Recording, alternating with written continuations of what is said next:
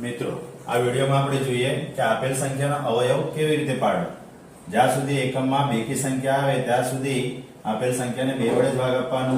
2 ના ઘડિયામાં 4 આવે, 2 દુ 4, 0 નો 0, 2 ના ઘડિયામાં 9 નહીં આવે તો શું કરવાનું?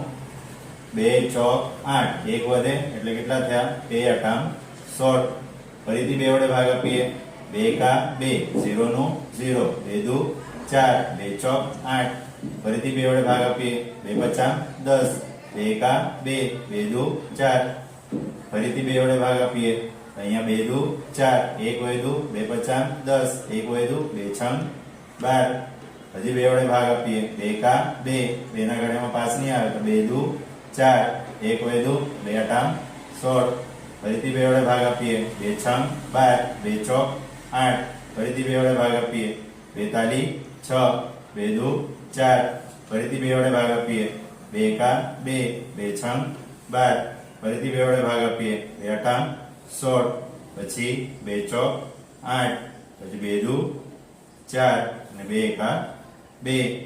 અહીંયા આ તમારા અવયવ।